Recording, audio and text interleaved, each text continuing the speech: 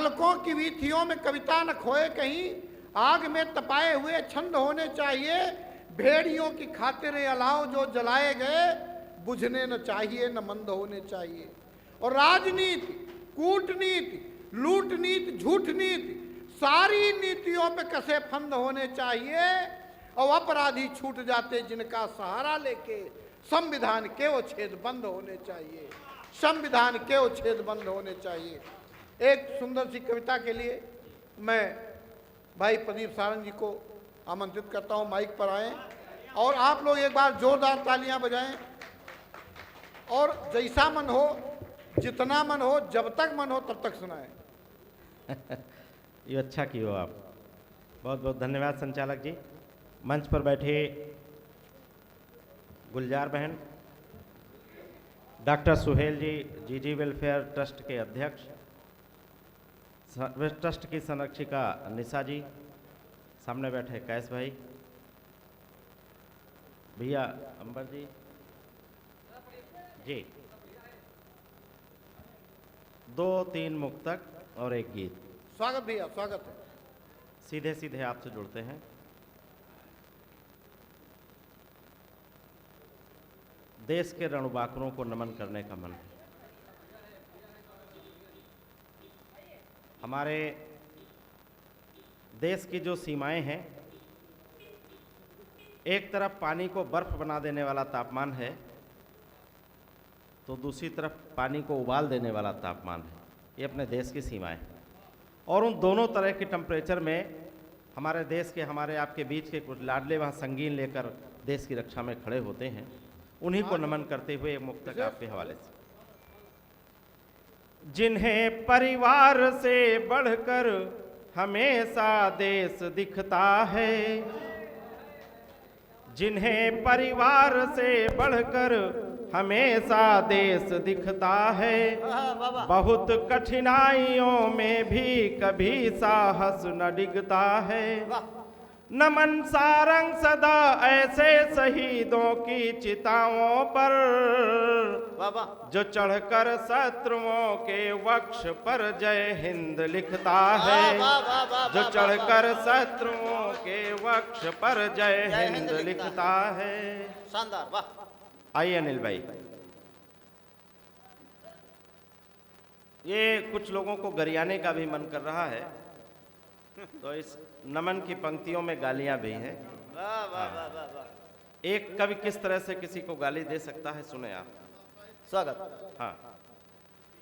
जो बोते बीज नफरत के उन्हें धिक्कार लिखता हूँ, अच्छा। जो बोते बीज नफरत के उन्हें धिक्कार लिखता हूँ, जो करते माँ से मक्कारी, माँ एक जो जन्म देती है, जिसकी बात अजय प्रधान जी कर गए, जिसकी बात साहब नारायण शर्मा जी कर गए, और एक माँ ये धरती माँ देश जी, जो करते माँ से मक्कारी उन्हें मक्कार लिखता हूँ। तिरंगे में जो रखते जान अपनी 24 घंटे, तिरंगे में जो रखते जान अपनी 24 घंटे, उन्हें जय हिंद का सैल्यूट मैं 100 बार लिखता हूँ। उन्हें जय हिंद का, बहुत शानदार, उन्हें जय हिंद का सैल्यूट मैं 100 बार लिखता हूँ। बहुत बहुत धन्यवाद धन्यवाद धन्यवाद। ये लीजिए। अरे बहुत बढ़िया भाई, वाह वाह, क्या कहने दादा जी। सीधे सीधे गीत की तरफ आते हैं जी। स्वागत। एक मुक्तक पढ़ते हैं, फिर गीत पे आ जाते हैं। स्वागत।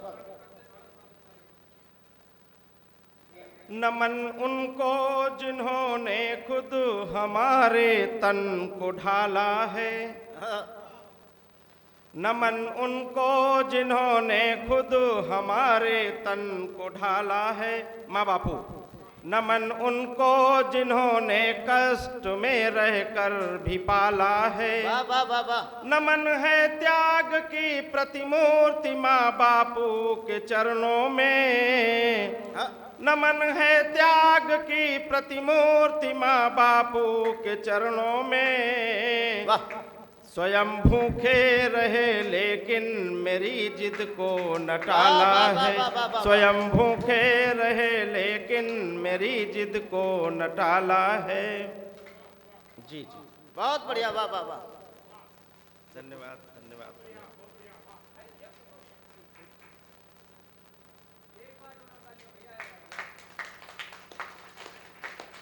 बहुत बहुत धन्यवाद।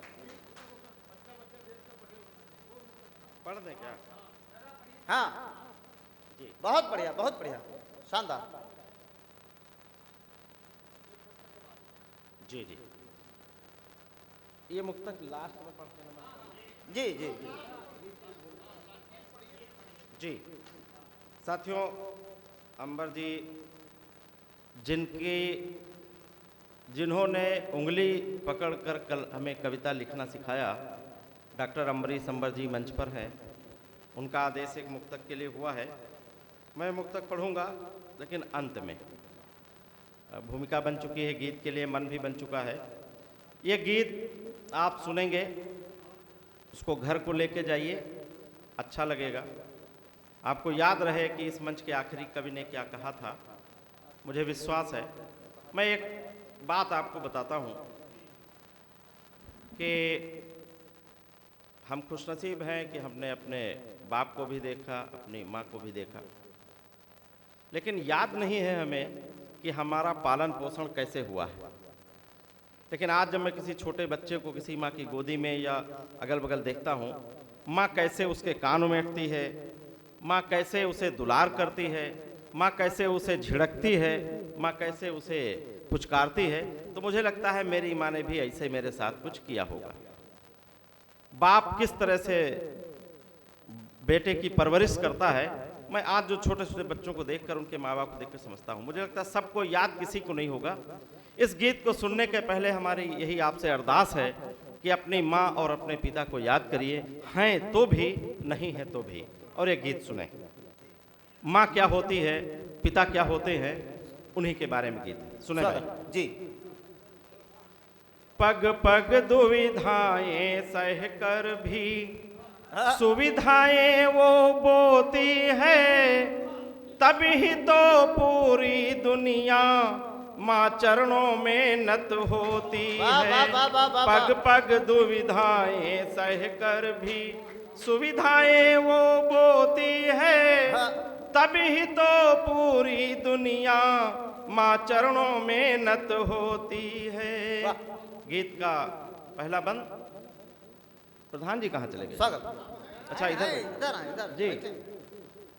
प्रधान जी, इस गीत के बंद के अंतिम लाइन जो है, वो तर्क हमने दिया है कि दुनिया माँ को क्यों वंदन करती है, क्यों नमन करती है। बंद की अंतिम लाइन में तर्क है, उस तर्क पे गौर भी चाहेंगे।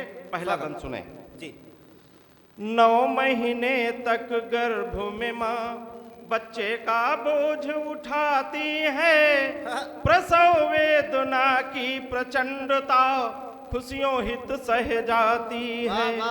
जीवन के हर पल प्रसंग में माँ ने प्यार दुलार दिया, मंदिर मस्जिद मन्नत मांगी, दौड़ दौड़ उपचार किया। बुकवा बटकन दही चटाकन दिन भर लोरी गाती है, काम छोड़ कर बीच बीच जीवन रसपान कराती है। काम छोड़ कर बीच बीच जीवन रसपान कराती है। टोना टटका और डिठौना दिन भर की गति होती है, उसे सुलाती है सूखे में, खुद गीले में सोती है। उसे सुलाती है सूखे में, खुद गीले में सोती है। तर्क देखें। प्रथम पाठशाला जीवन की प्रथम गुरु माँ होती है, तभी तो पूरी दुनिया माँ चरणों में नत होती है। पग पग दुविधाएं सह कर भी सुविधाएं वो बोती है, तभी तो पूरी दुनिया माँ चरणों में नत होती है। गीत का दूसरा बंद। स्वागत। अंगनाई में फूल खिला तो पति भी बाप कहाया है, ऐसा लगा कि दिवाली संग ऋतु राजा खुद आया है। पहली संतान होने का सुख और आनंद क्या होता है वो बाप ही जान सकता है। मेरे घर में भी संतान हुई थी, मेरे पिताजी जिंदा थे, मेरा मन था कि मैं बहुत कुछ लुटा दूं, नाच करा दूं, गाना करा दूं, नौटंकी करा दूं। उनके पिताजी थे, मैं नहीं कर पाया, लेकिन मन में इच्छाएं होती हैं और हर बाप के मन में होती हैं। तब मैं कहता हूं, अंगनाई में फूल खिला तो पति भी बाप कहाया है, ऐसा लगा कि दिवाली संग ऋतु राजा खुद आया है। फूलों की जिद के सम्मुख डाली को झुकना पड़ता है, बाप को भी घोड़ा भालू और बंदर बनना पड़ता है। बूढ़ेपन में 4 कदम संग यही फूलना चलता है। आस लगाए बाप से पूछो उसको कितना खलता है, आस लगाए बाप से पूछो उसको कितना खलता है। मिलता नहीं समय पर खाना, बहू घर में आ गई है, मिलता नहीं समय पर खाना, फिर भी चुप्पी होती है। बाप की सुनी सुनी आंखें बिन रोए ही रोती हैं, बाप की सुनी सुनी आंखें बिन रोए ही रोती हैं। मातु पिता की तर्क देखें, जब भगवान भी इस धरती पे अवतार लेते हैं तो उनके भी माँ बाप की चरण धूल भगवान की मस्तक की रोली होती है। तब तर्क देखें जी, तर्क देखें कि मातु पिता की चरण धूल भगवान की रोली होती है, तभी तो पूरी दुनिया माँ चरणों में नत होती है। पग पग दुविधाएं सह कर भी, इस गीत का तीसरा बंद जी, और इस गीत की जान सुने। स्वागत। आशाएं पाली थी जिनसे पानी पी पी कोसा है, वे अपने सपनों में उलझे जिनको पाला पोसा है। चेहरे की मुस्कान देखकर मन हो जाता था विह्वल, जिन्हें देखकर खड़े किए थे सुख सपनों के राजमहल।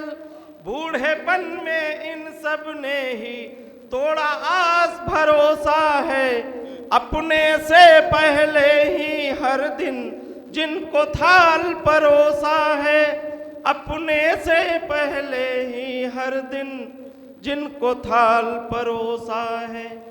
जिन्हें सुलाने को छुटपन में रात रात ना सोती है, आज उन्हीं के कारण ममता 100 आंसू रोती है। आज उन्हीं के कारण ममता 100 आंसू रोती है। माँ तो माँ ही होती है, माँ ऐसी ही होती है, माँ ही ऐसी होती है।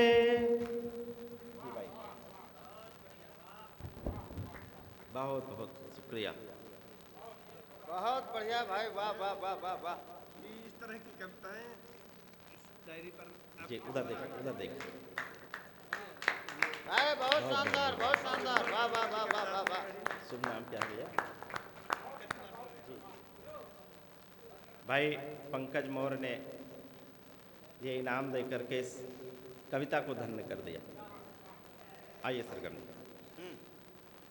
क्या कहना है, वाह। जी, मैं कह रहा था, जिन्हें सुलाने को छुटपन में रात रात ना सोती है आज। अच्छा, किसी ने कहा था कि एक माँ एक बाप कई बच्चों को पैदा करते हैं, पाल पोस कर इंसान बना देते हैं, लेकिन जब माँ बाप बूढ़े होते हैं तो वही 4-5 बच्चे मिलकर भी माँ का और बाप का पालन नहीं कर पाते, पोषण नहीं कर पाते। तब वो पंक्तियां आती हैं, जी। कि जिन्हें सुलाने को छुटपन में रात रात ना सोती है, हाँ। आज उन्हीं के कारण ममता सौ आंसू रोती है। माँ तो माँ ही होती है, कैसी होती है? आशीर्वादों की धरती पर। माँ का हाथ हमें आशीर्वाद के लिए ही उठता है। आशीर्वादों की धरती पर कभी शाप ना बोती है, तभी तो पूरी दुनिया माँ चरणों में नत होती है। पग पग दुविधाएं सह कर भी। गीत का अंतिम बंद। माँ ममता की कीमत केवल प्यार की बोली होती है। वैसे तो माँ की ममता की कोई कीमत ही नहीं होती। कभी हूँ कुछ कहना है, संदेश देना है तो कुछ कह रहा हूँ।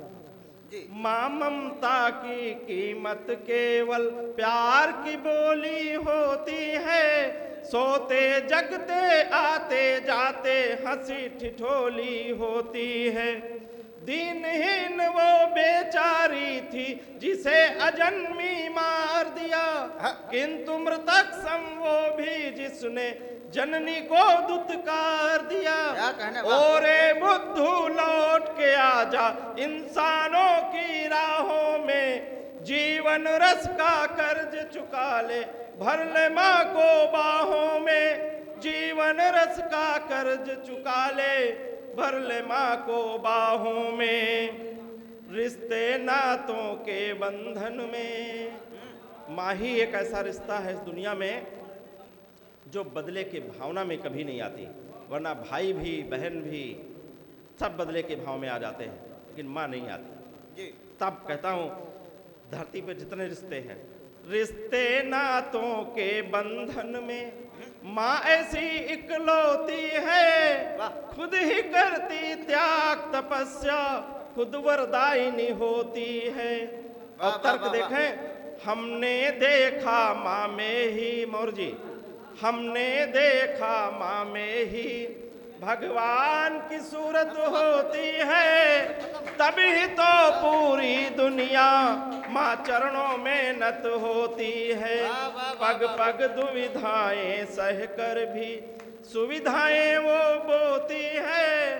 तभी तो पूरी दुनिया माँ चरणों में नत होती है। माँ तो माँ ही होती है, माँ ऐसी ही होती है, माँ ही ऐसी होती है। बहुत बहुत शुभकामनाएं, बहुत बहुत धन्यवाद।